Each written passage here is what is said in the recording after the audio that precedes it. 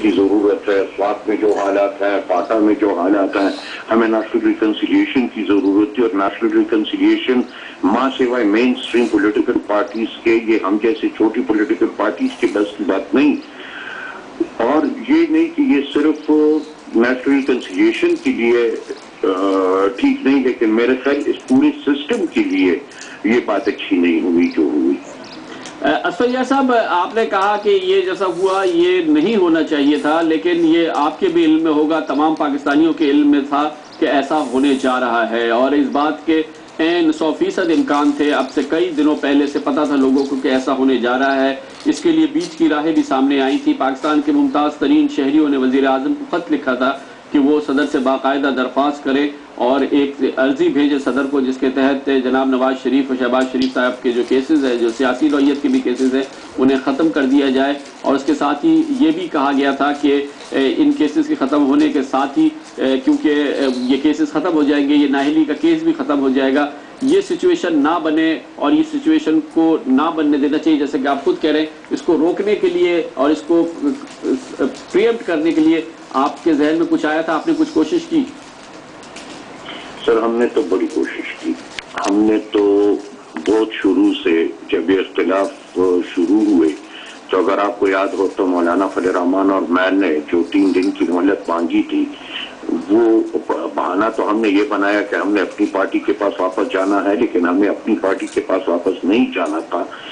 उस वक्त से हमारी कोशिश ये थी, वो चूंकि अगर वो 72 घंटे हम नहीं लेते तो ये 72 घंटे पहले टूट जाता। हम तो उस वक्त से लगे कोशिश यही कर रहे हैं, क्योंकि मैं तो बिल्कुल क्लियर कट कई बार कह चुका हूं कि मां सिवाय नेशनल रिकन्सिलिएशन के इस मुल्क के मसाइल का हल किसी एक पॉलिटिकल पार्टी के पास है नहीं।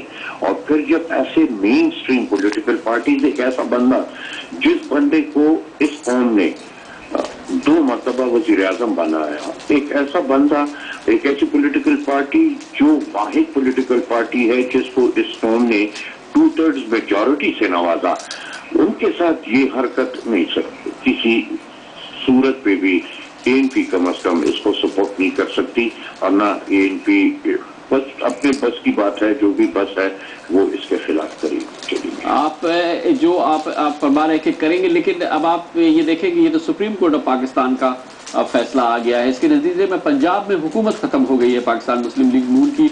आप नेशनल रिकन्सिलिएशन की बात कर रहे हैं, और इसमें कोई शक नहीं है कि हालिया दिनों में जो आपका किरदार रहा है सूबे सरहद में और कबायली इलाकों में सवात में अमन की कोशिशों के लिए, वो इंतहाई उसकी सताइश होनी चाहिए।